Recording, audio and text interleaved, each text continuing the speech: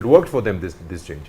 बिल्कुल। I think जो एक चीज़ शायद जो चेंज करने की वजह बन सकती है वो ये है कि बाकी सब टीम्स ने एक हरबा अख्तियार कर लिया था कि ऑफ स्पिनर को ही इनके पास ले आएंगे, क्योंकि 3 लेफ्टी एक साथ आ रहे थे टॉप ऑर्डर में, तो उसको तोड़ने के लिए एक राइट हैंड बैटर ऊपर लेकर आए। और आज मेरे ख्याल से फिर भी ये चीज़ मिस की है सिकंदर रज़ा ने। खुद आना चाहिए था उनको नए बॉल से, क्योंकि काफ़ी रन बन गए और जब वो आए तो ईशान किशान की विकेट उन्होंने फ़ौरन हासिल कर ली। तो मे भी जो इसके पीछे जो इतना मेजर चेंज है कि नीचे से एक प्लेयर निकाल के आप ओपन पे चेंज कर रहे हैं, वो जो 3 लेफ्टीज़ इकट्ठे आ रहे हैं उसको शायद उन्होंने चेंज करना था। क्योंकि आपने देखा एडन मार्करम भी आए इनके अगेंस्ट, सलमान आगा भी इनके अगेंस्ट आए, फिर एक और टीम ने भी इसी तरह मेरे ख्याल से नेदरलैंड्स उन्होंने भी ऑफ स्पिनर से स्टार्ट किया। तो मे भी उन्होंने प्रोएक्टिव करने के लिए कि हम थोड़े से बॉलिंग प्लान्स दूसरी टीम्स की भी डिस्टर्ब करें, और ये उनके पास लीनियंसी भी है बिकॉज प्लेयर्स इतने रेडी हैं, मैच रेडी हैं कि वो डिफरेंट पोजीशंस पे आके खेल सकते हैं। मुझे भी नहीं समझ आया वेरी ऑनेस्ट, अगर मैं क्रिकेटिंग पॉइंट ऑफ व्यू से देखूं कि एक टीम जिसको चाहिए नेट रन रेट और जिनकी बैटिंग आपकी बॉलिंग से बहुत लाइक उनकी बैटिंग बहुत सुपीरियर है ना, अगर आप उनके इंटरनेशनल एक्सपीरियंस की बात करें, उनकी परफॉर्मेंसेस की बात करें, तो ऐसे बैटिंग ट्रैक के ऊपर आप 190 क्यों नहीं कर रहे और उनको चैलेंज कर रहे कि यार हम 190 करते हैं, वो will put you under pressure. और मुझे ख्याल मैं इसको जवाब मेरे पास नहीं है, लेकिन मुझे लगता है कि एक मिस्टेक थी जो जिम्बाब्वियन क्रिकेट कप्तान ने की। वेस्ट इंडीज के अगेंस्ट भी यही 250। नहीं देखें, ये अब वो जवाब दे सकते हैं कि why they think that they will chase on those tracks जहां पे आप 190 खुद कर सकते हैं, वहां पे 250 करने के प्रेशर में आप क्यों आ गए। तो मुझे लगता है कि ये एक बैड डिसीजन था फ्रॉम द कैप्टन। मैंने कहा पहले इनको बैटिंग करनी चाहिए थी टॉस जीत के।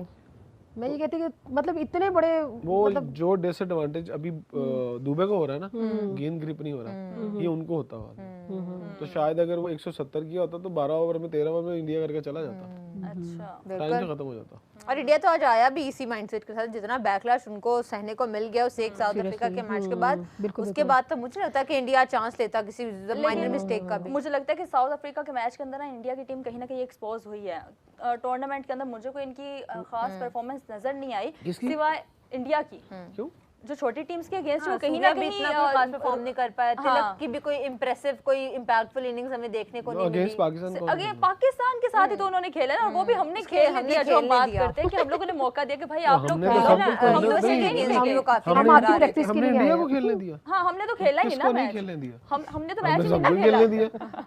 देखिए अगर नहीं, मैं इंडिया की बात कर रही हूँ कि इंडिया वाले मैचेस के अंदर सिर्फ हमने उनको खेलने दिया, इस वजह से वो इतना वन साइडेड मैच जीत गए। बाकी छोटी टीम्स के अंदर भी हमें इंडिया स्ट्रगल करती नजर आई। सिर्फ साउथ अफ्रीका वाला मैच था जहां हमें नजर आ रहा था इंडिया की एक्सपोज हो गई और बिल्कुल अच्छा नहीं खेल रही। इतनी खामोशी। मैं क्या कहूँ, इंडिया और पाकिस्तान की क्रिकेट के ऊपर आके ना हम इसलिए खामोश हो जाते हैं कि अभी जितना कंसिस्टेंट हम हारे हैं इंडिया के साथ, उसके बाद हमें एक्सप्लेनेशन बचती नहीं है कोई कि हम इंडिया की परफॉर्मेंस पे दें। हम क्या कहें। इंडिया देखें, इंडिया ने कमबैक किया आज, बिल्कुल, और इंडिया कमबैक करता हुआ मुझे दिखाई दे रहा है। अच्छा। ये मेरी पहले दिन से प्रेडिक्शन थी। एक दिन जो साउथ अफ्रीका वाला था वो बुरा दिन था इनका। साउथ अफ्रीका की टीम नो डाउट बहुत बड़ी है, लेकिन इंडिया की टीम भी बड़ी है। अच्छा, जो आप कह रही ना एक्सपोज हो गए प्लेयर, देखें इस वर्ल्ड कप के बाद आपको इंडिया की T20 टीम के अंदर 3 से 4 लोग नए नजर आएंगे। अच्छा, और आपको टीम लीडर भी चेंज नजर आएगा। सूर्या से भी कैप्टनसी में बिल्कुल। ओके, इनके जो बॉलिंग लाइनअप है, इनके पास एक लग्जरी मिल जाती है कि ये अपने एक एक्स्ट्रा ऑलराउंडर खिला सकते हैं या बैटर को खिला सकते हैं। तो आई थिंक ये इंडिया को बड़े वो फ़ायदा देता है। हार्दिक पांडे स्पेशली बैटिंग में, फिर जिस तरह वो पावर प्ले में उसको यूज़ करता है, तो आई थिंक ये इनको एक एक्स्ट्रा कुशन है। और जहाँ पे इससे बॉल नहीं होता, स्टिल आई बिलीव कि इंडिया की जो 5th बॉलिंग है वो स्ट्रगल कर रहा है, क्योंकि इनके लास्ट मैच में भी जब चक्रवर्ती को रन्स पड़े थे तो इनको फिर समझ नहीं आ रही थी कि हमने कौन से 5वें बॉलर से बॉल कराने हैं। तो स्टिल आई बिलीव कि उनको अपनी बॉलिंग स्ट्रेंथन करनी होगी, जिस तरह सैकी भाई कह रहे थे और हाफिज़ कह रहे थे कि आपका जो विकेट टेकिंग ऑप्शन है मिडल के ओवर में, स्पेशली कुलदीप यादव, आप उसको बाहर नहीं बिठा सकते। अक्षर पटेल तो वाइस किसको बाहर कैप्टन भी बैठाएंगे? है, लेकिन वो आपका विकेट टेकिंग नहीं, वो कंटेन बॉलर है, वो आपके लिए थोड़ी बहुत बैटिंग कर सकते हैं, लेकिन स्टिल आई बिलीव कि इनको इंडिया को आगे के मैचेस के लिए जहाँ पे अच्छी टीम होगी तो इनको बॉलिंग कंप्लीट करने होंगे, एटलीस्ट आपके 4 कंप्लीट बॉलर होने चाहिए। इफ़ यू अलाउ मी एक क्वेश्चन मैं गुल से, क्योंकि फास्ट बॉलिंग के एतबार से ये यार, हार्दिक पांड्या क्या रिबाडा नगीडी इस कैलिबर का बॉलर है, या प्योर जैसे हम कहते हैं बॉलर है, पूरा है, प्रॉपर है? क्या इसके अंदर इतनी स्किल्स हैं?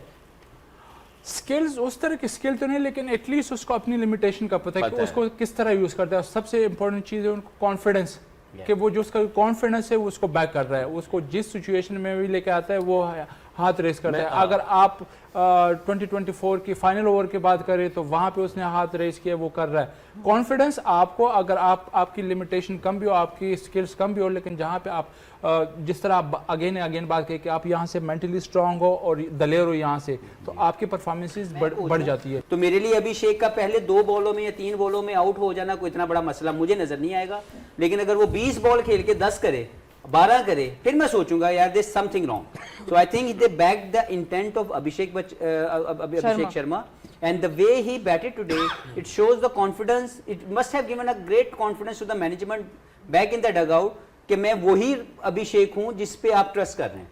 मैंने अपने आप को 1.5 होशियार नहीं बनाया, जो मैं बात करता हूं कि खामखा अपने आप के ऊपर वो होल चढ़ा लेना जो आप में मौजूद नहीं है। तो मुझे लगता है कि उनके इंटेंट को उन्होंने खुद बैक किया, उनकी टीम ने बैक किया, और आज उन्होंने वो डिस्प्ले किया जो अभिषेक शर्मा के साथ मुंसलिक है।